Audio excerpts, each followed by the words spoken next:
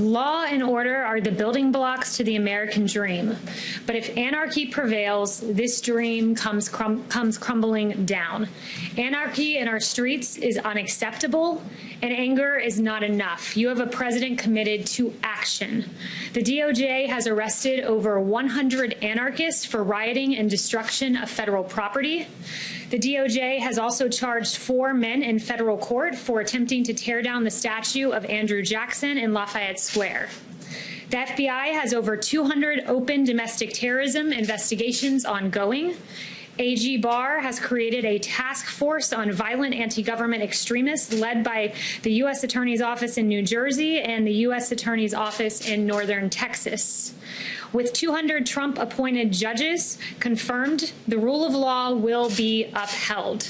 Democrats at all levels, federal, state, and local, have done nothing. Senate Democrats blocked bipartisan police reform. Minnesota's Democrat governor failed to urgently deploy the National Guard. It took President Trump for that to eventually happen, his suggestion and the ultimate descendants into chaos there in Minneapolis. 3 Democrat Minneapolis council members voted to abolish the police while they themselves were getting a private security detail. That's quite rich. Democrat mayor of Seattle called the CHOP zone, the autonomous zone, the summer of love.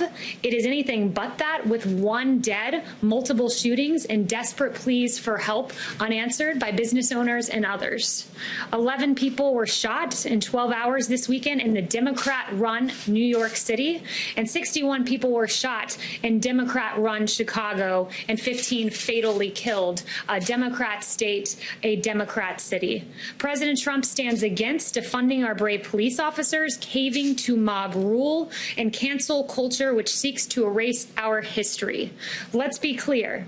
The rampant destruction of statues is not a part of any ideology, but this anarchy is aided by failed Democrat leadership. And as President Trump has tweeted, these statues, quote, are great works of art, but all represent our history and heritage, both the good and the bad. It is important for us to understand and remember, even in turbulent and difficult times, and to learn from them. So let's stand for law and order, for peace in our streets, and against anarchy. This is President Trump's vision for the